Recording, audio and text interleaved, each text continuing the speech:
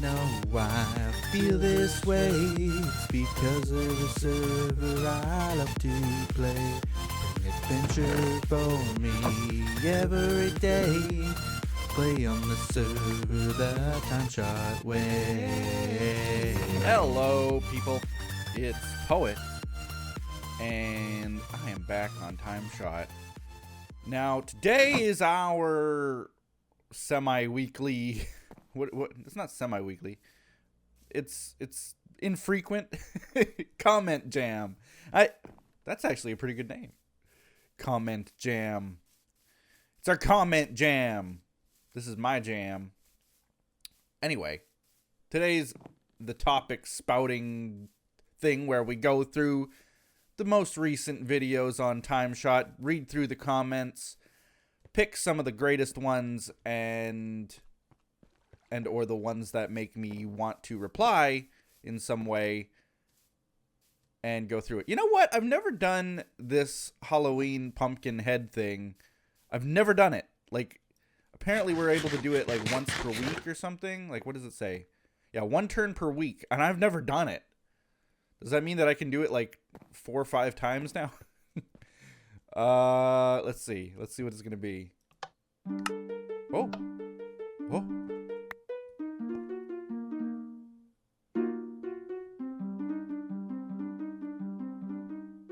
It's like the Michael Myers Halloween. It's lagging because I'm lagging, okay? That's why it's quiet like that. I got a bow. Wow! That is an infinity bow, too. Why do I have so many bows? What the heck? I must have... just from killing skeletons and stuff. I got 9 levels. Is that enough to do anything with? I've actually been putting bows here, too. Look at this. Oh. Is it enough? What do I need? What do I need? Too expensive. Too expensive. 39 levels. Okay, what if I just grab... I'm going to go down and grab a repaired bow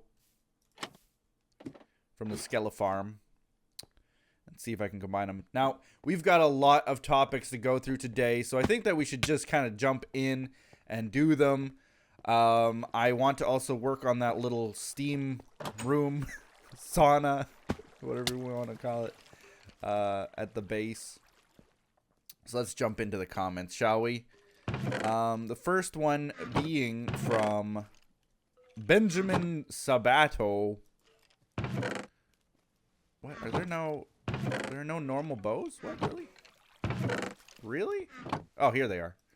The first one being from Benjamin Sabato, and he says, "Poet, how did you originally feel about the arc, and did your opinion change if it did?" So,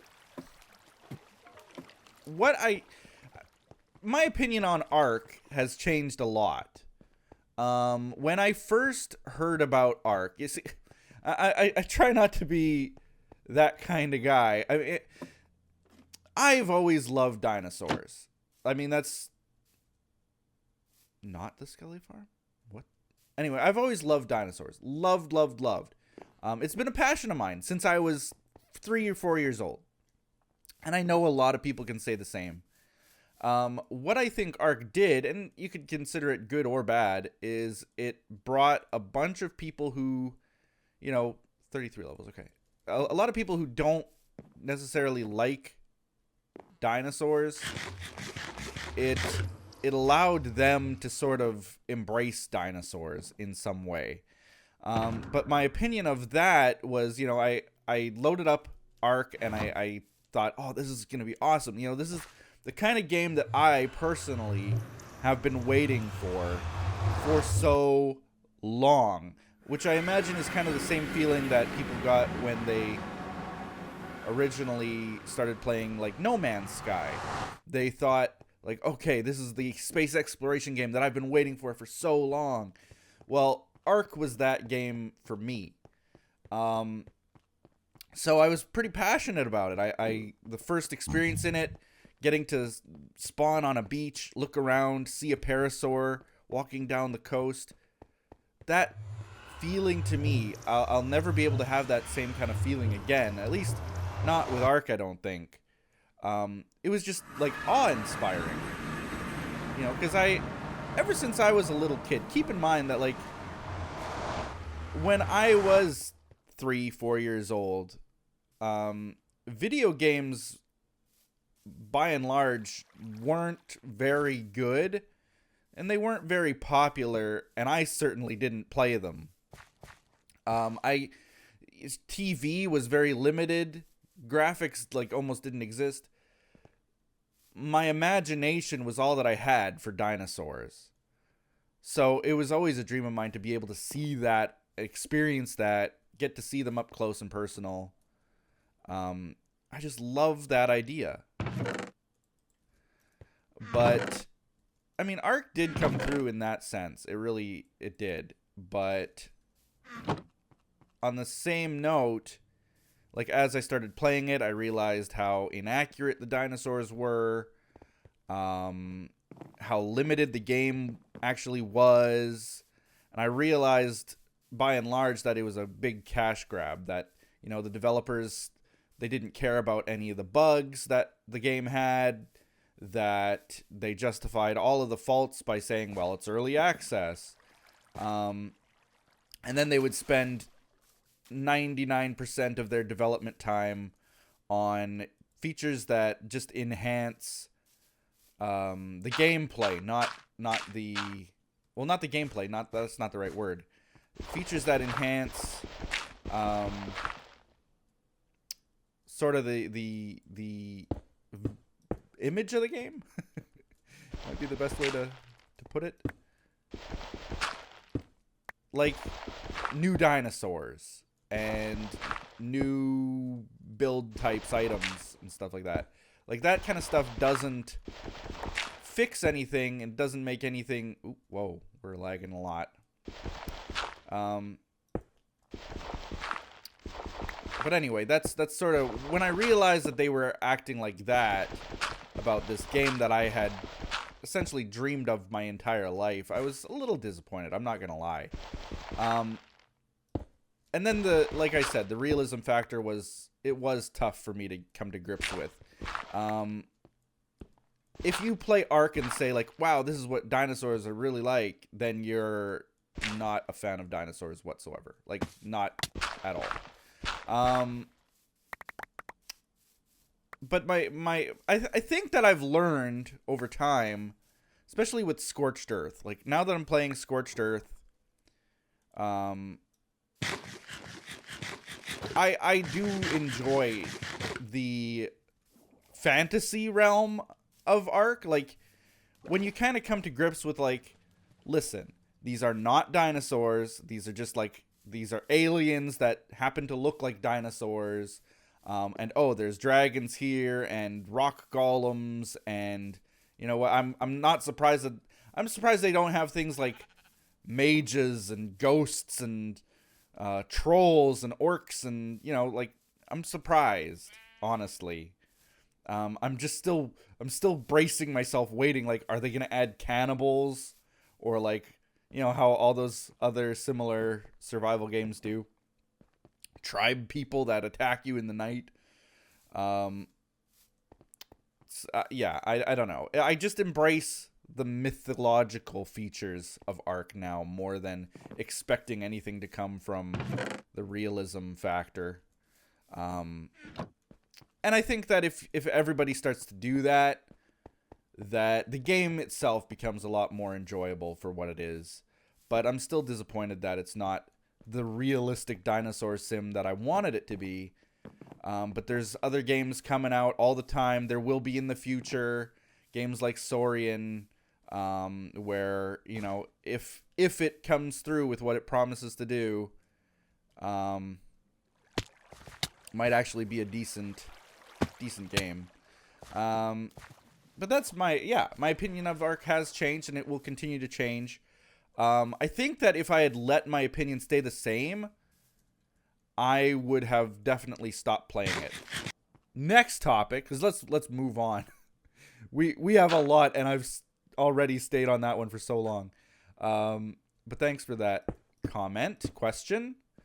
On the next episode of TimeShot following, Knobs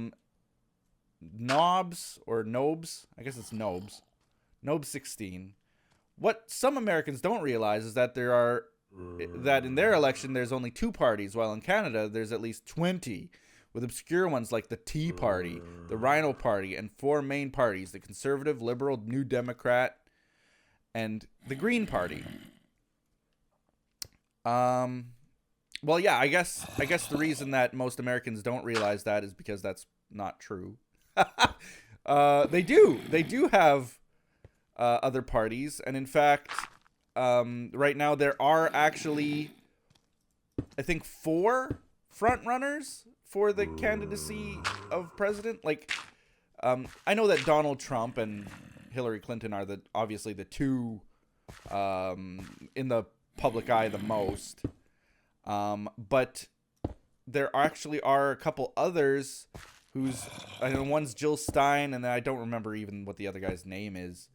And they're for the Libertarian Party, and Stein is for the Green Party of the United States. So they do have other political parties, but they're just not as prominent as the ones are in Canada, I guess, in some way.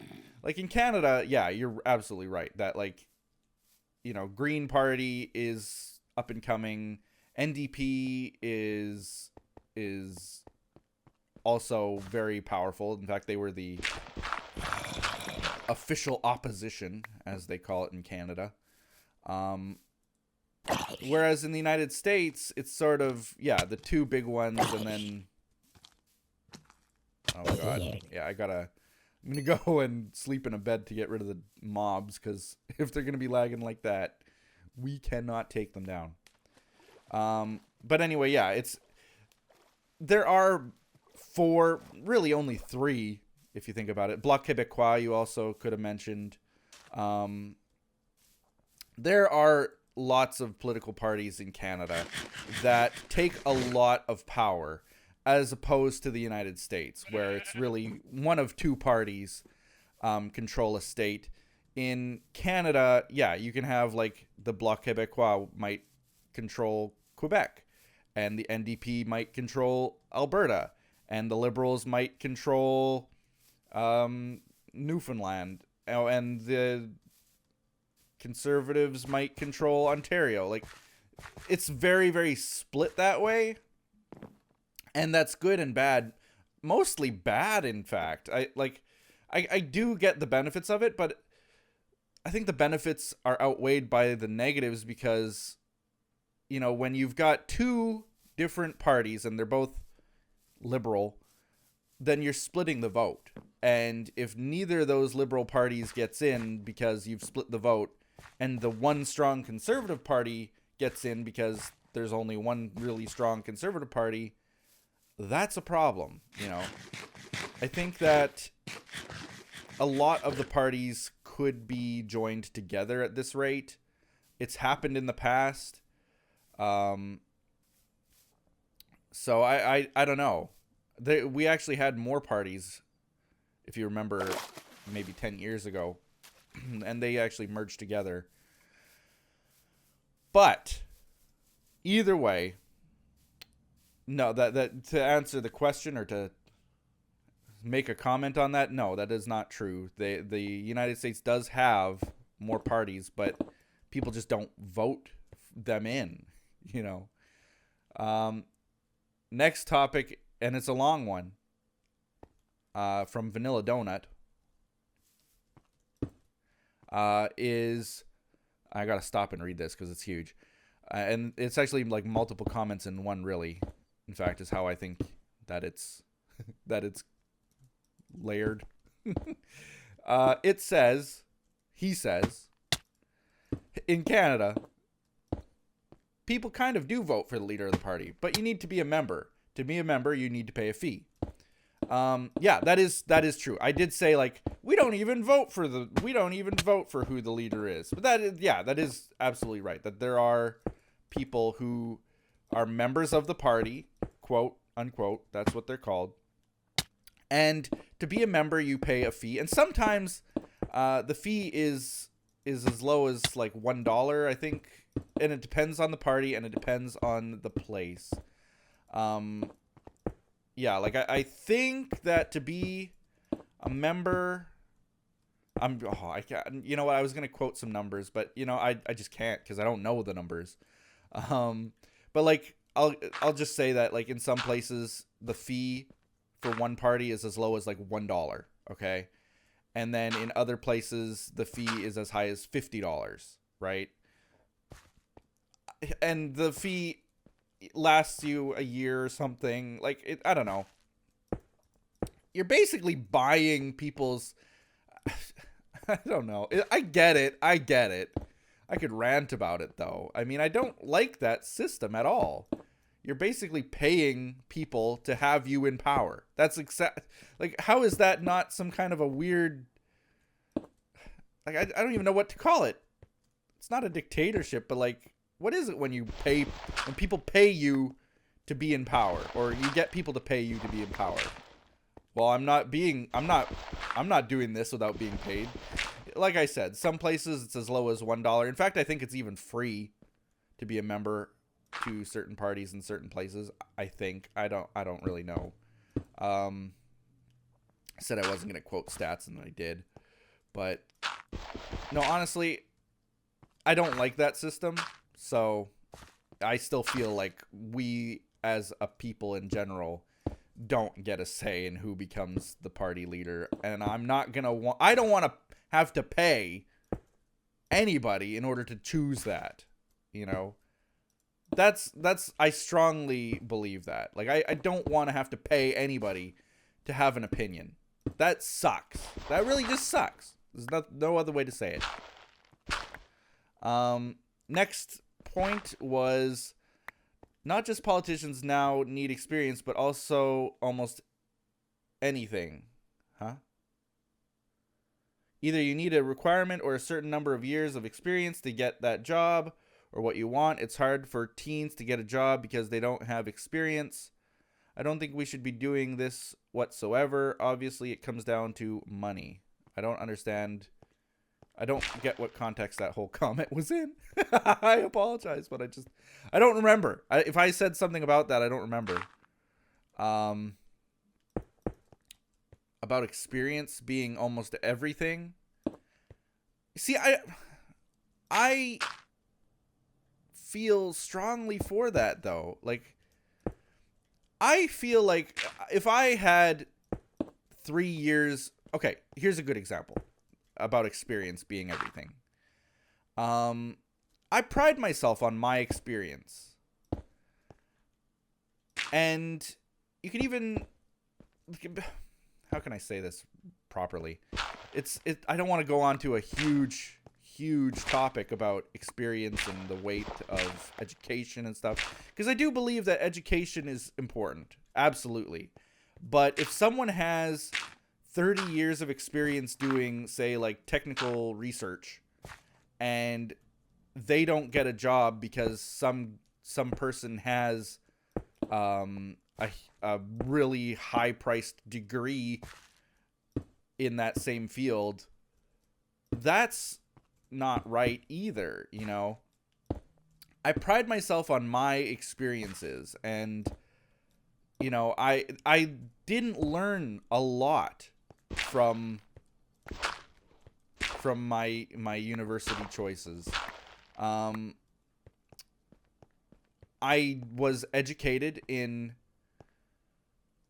a lot of the topics and subjects and stuff that I would be facing in the real world, but nothing can prepare you for the real world like experience.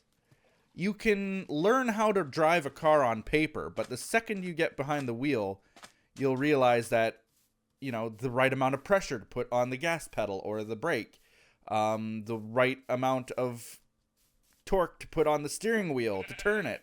You know, like, those are types of things that you can't read and learn, and you just have to experience. And I think that a lot of elements of real life are like that. Experience being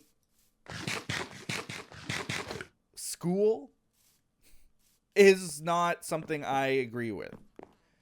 If that's kind of what you were indicating. Like, okay, here's a good example. I was looking at a job posting just yesterday, and it wasn't because I was looking for a job or anything. I was just looking at it, okay? And it was like a technical job, and the experience that they wanted was like, you need a degree in this and a degree in this and a degree in this. And I didn't get it. Like, I just didn't understand why a degree would be needed for that kind of technical job. Because anybody who had experience, real world experience in that job, would know that you don't need a degree in order to obtain the experience required for that job. If you know what I mean, okay? So like, say it's building websites, let's just say. Putting that one out there. Some people go to school to learn how to build a website. And they might even get a special degree in how to build websites. But anybody who has built websites knows that you don't necessarily need education in order to teach you how to do those things. It's employers who are just misinformed, I think, and just don't know, you know, what to ask. Like, if I'm a manager of a business and I have no technical education whatsoever, how can I gauge whether an employee is going to be good or not? You know, you have to go based on their education, I think. And that's one of the failings. But it's sort of the only gauge that we have right now. So there's got to be a different system. I mean, I'm thinking about like non-commissioned officers in the military, okay? Is probably the best example of it, because they often have the most experience, and yet they aren't officers. They don't have a formal like rank, you know, and even a private newbie to the ranks outclasses them, but they have the most experience, real world experience. So I mean, like, I think the real world reflects this, but unfortunately employers don't acknowledge, like, if you have a lot of experience but no education in the matter, for some reason they don't get that. They don't like that. All right, so I want to actually grab this and pull this way. Whoop. All right. Actually, I should probably light up this cave. Why don't I do that? I should grab some torches and start lighting up. This is starting to look pretty good, though. Starting to. But I'm going off of memory right now. I'm not looking at a screenshot. I only have one screenshot to base this entire build off of. I'm not even using that one screenshot right now because my other monitor is being taken up by these topics. But the other point you made was, I think that the reason politicians flip-flop... I think the reason politicians flip-flop is that people will start questioning their trust. They will start questioning the decisions they have made. And are they even fit to run the country or city? Promises that these parties made, and then they turn around when one forms government and say they won't be able to fulfill that promise. People start losing trust. I mean, yeah, okay, I get that aspect too, and it's something that I didn't really even consider. Is that, yeah, when I elect someone, I want them to come through on their promises. I totally want them to. That's why I elected them. If they go and say, well, you know what, I changed my mind. Now that I'm elected, I changed my mind. That's not really a good thing. But if they have a decent reason why it isn't feasible, I think that they could explain their way out of it. And I think that is actually what happens. They actually do that. That is the real world situation, is that politicians say things and they actually believe in them. But when they learn about why they can't do a certain thing, well, then they have to change their mind. People sometimes still believe in those things, and that is where we get the problem with flip-flopping. But you know what? I wouldn't be opposed to that if I could trust the politician. If a politician genuinely had these kinds of thoughts and they were like, you know what? I was wrong. The reason we can't do that is because of da-da-da-da-da. And it makes sense to everybody. It should make sense to you. That's why we can't do it. I apologize. You know what? That's great. But it feels like politicians will change their mind on things because of some kind of other agenda always. And that's what I don't like about it, and why you often can't trust them. Anyway, that was a very good point to make. Going on to the next video. This one's from Landon, and they say, I seem to like TimeShot. It's where you just find issues and talk about them. This is a unique to TimeShot only. Well, I don't know about that. And is way off topic to the video. I just like this. I had a report at school that I would have stressed about now, but watching your videos, I just remembered that I'm the best. And if anyone thinks that I'm not the best, then that's their fault, because I am the best. I got an A. Yeah, well, I mean, yeah. All I have to say is that, right, I do believe that if you want to get past your insecurities, that, yeah, you should have a little bit of narcissism there. And it does help. Somehow, it just helps.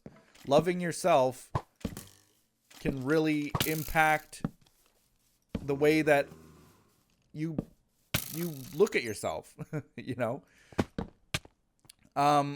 But I don't think that it gets you necessarily out of doing work. And it doesn't guarantee an A.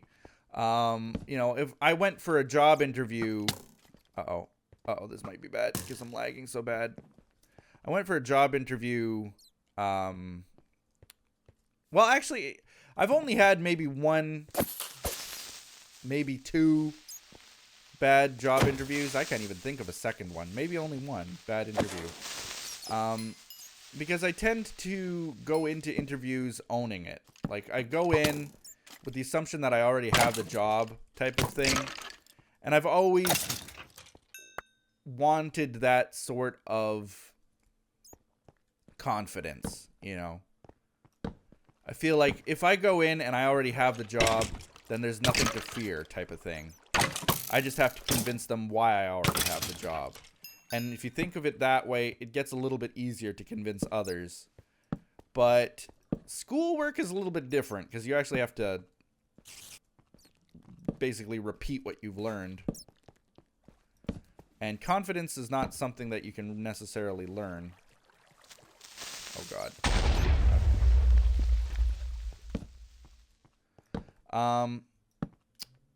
But anyway, next topic is from Trotto Cantor. I believe there are no such things as facts, only theories. Because has anything ever really been scientifically proven? Or has it just been scientifically chosen? I don't quite get that. I mean, I've never heard of scientific choice. I guess if you're talking about, like, altering evidence to benefit your theory, yes, that happens constantly, and I absolutely cannot stand that.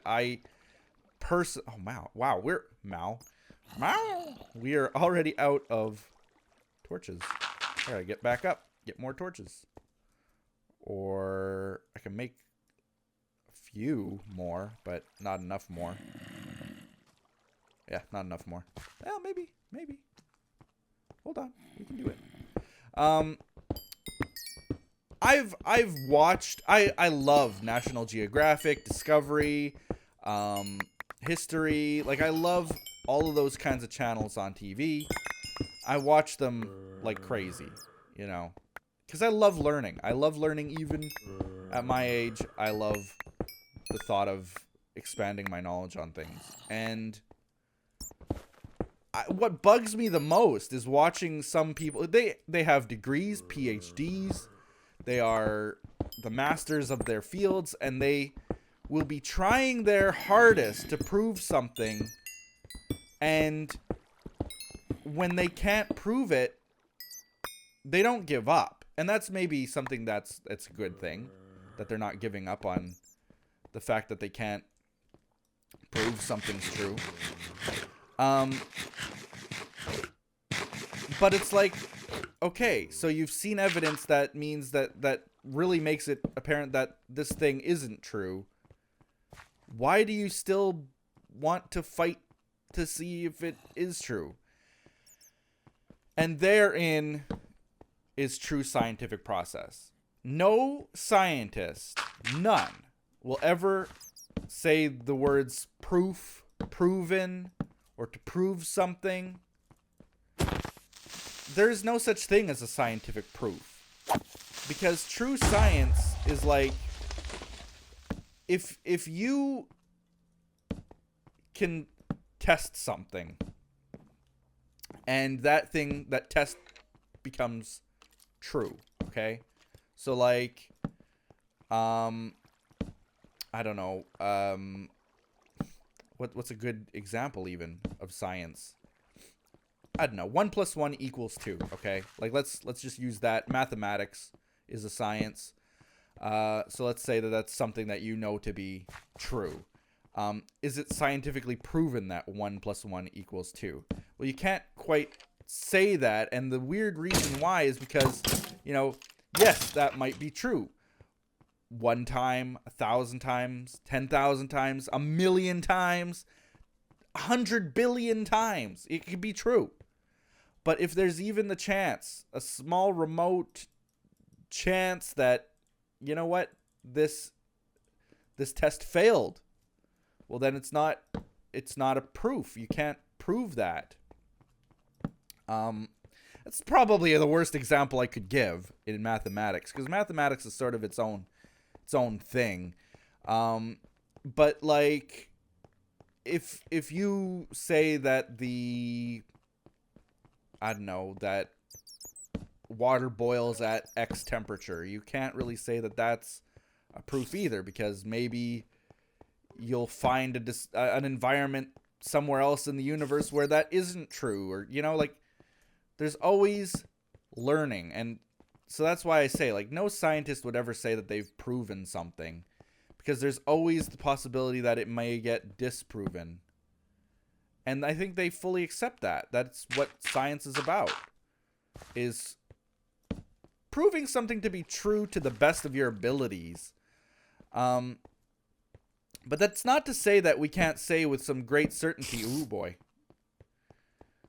That's not to say that we can't say with some great certainty that certain things we know to be true. Like if you find the cure to some disease, and it works, 9 out of 10 times, you can't just say, well, because it failed that 10th time, that it's not true, that it doesn't help. It's like saying, it is a fact that cars drive on land, and everybody would agree that is true. Cars do drive on land. You can even say cars drive on roads.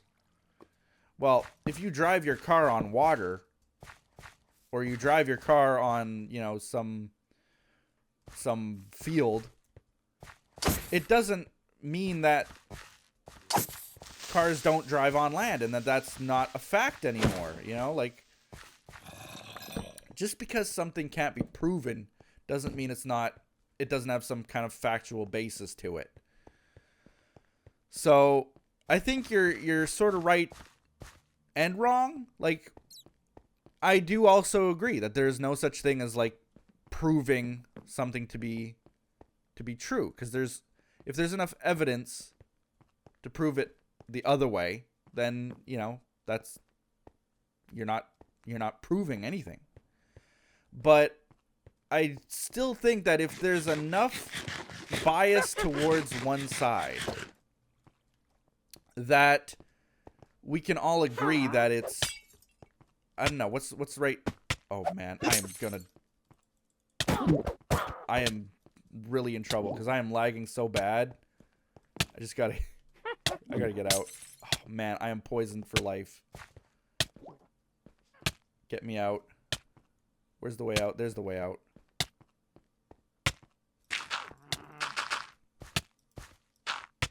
Get me out. Oh god. How long am I 14 more seconds. Man. Poison for days. Anyway. Yeah, I do agree that there are theories and stuff, and that people do choose to believe in theories. But I think that there are things in science that we can attest are pretty factual. Gravity is, there's enough evidence to suggest it exists, that kind of thing. I suppose that you could create your own theory as to why it might not. And that's why there aren't things such as proofs in science, really. But there are mathematical proofs. And like I said, there's enough scientific bias towards certain theories that make the word theory sort of not quite accurate. Sort of need it to be nighttime now. I want it to be night so I can light this place up with some certainty. Anyway, next, this is the last one. And it's actually something that I've been meaning to say a lot. I did kind of mention it on Twitter recently. And it's sort of, it's important. The question is from Adam Vincent, and it is, why did you private some of your Pixelmon videos? And a keen eye might notice why, or what the difference is, and why some were privated. And actually, it wasn't just Pixelmon; it was Lion King also. And it wasn't just Lion King and Pixelmon. There were actually some others that were removed as well. But very, very rare random videos that nobody watched anyway. The reason that I had to pull Pixelmon has to do, if you remember several episodes back, we were talking about networks, and that I was in talks with a new network and stuff. Part of their legal team scoured through every single video on my channel. I've got thousands of videos, but they scoured through all of the videos that they could. And they went through and pinpointed every single instance of maybe I hadn't cited a song, like I didn't say where I got the song from.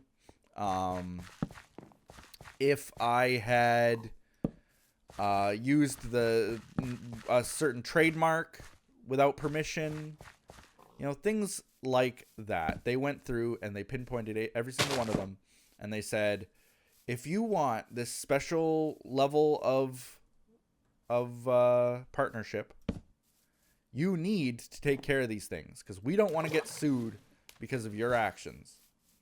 And that makes sense. It makes perfect sense. So the Pixelmon videos, specifically the reason that they were removed, two reasons. Number one is that they had the word Pokemon in the title. So they were actually called Pokemon in Minecraft.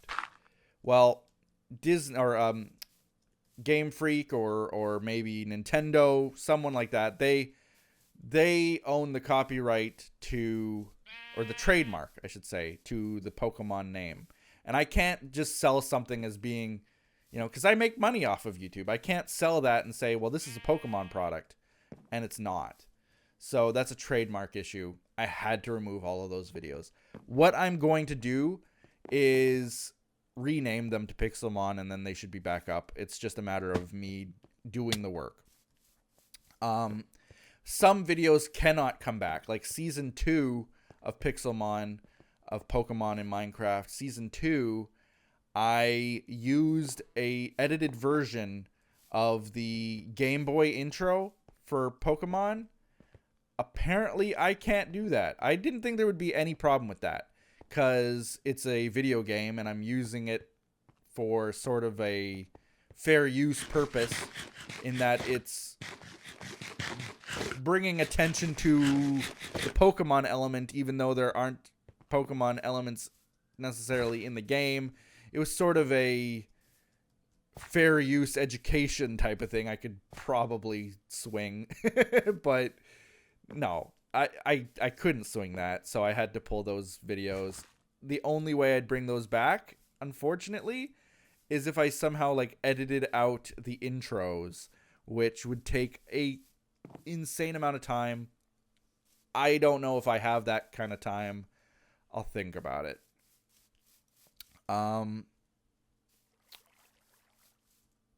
Next up were the Lion King videos. And same trademark reason. Disney owns the trademark for Lion King, I imagine. And I don't. So I can't name my episodes Lion King and Minecraft because that's not true. I can name them something else, but it's sort of unfortunate that, you know, it was the Lion King mod. That's what the name of the mod was. I cannot use the name for a series, though, because of the trademark issue. And I know that a lot of people out there on YouTube, they will still continue to do it. And I was, in fact, doing it for years. Those videos were all up for years and years and years. I never got in trouble for it, and I probably never would. But if there's even a chance, the network can't take that chance. Think of it like a TV network, okay? So I work for NBC, let's say, and I come out with a brand new show, and it's called, I don't know.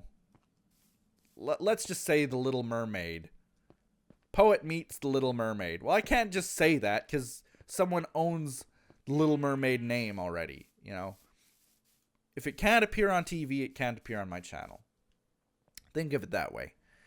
So that's why those videos were removed. I am working to get the Pokemon ones back, or I should say Pixelmon ones back.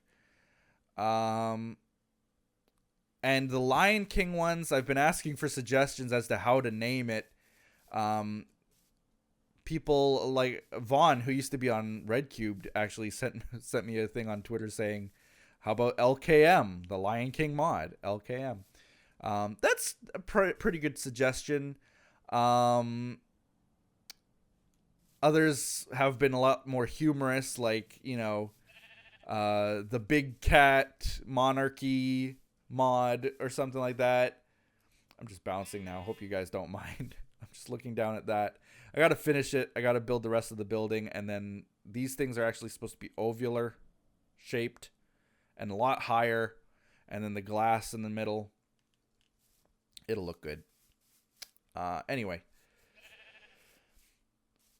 I don't know what to name that series yet.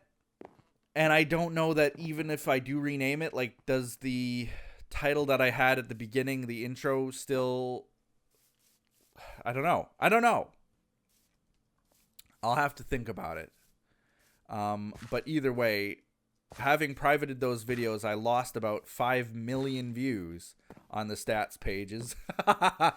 It's nuts. It's nuts. It really is. 5 million views. Just goodbye. Some people don't get 5 million views like in the entirety of their YouTube channels. But those videos are just gone now. Yeah, so I'm working on it. But I think some of them will be back. Season 2 of Pixelmon might not ever be back. We'll see about Lion King. But season 1, 3, and 4 of Pokemon Minecraft, will be back sooner than later. I hope. And with that, I think that's where we're going to end it. Thank you guys for leaving all those comments through the TimeShot episodes. You know how to do it, so go and do it. And we'll be seeing you guys next time. Turned out to be a fairly long episode, but I enjoyed every second of it. Hopefully you guys did too. We'll be seeing ya next time. Bye-bye.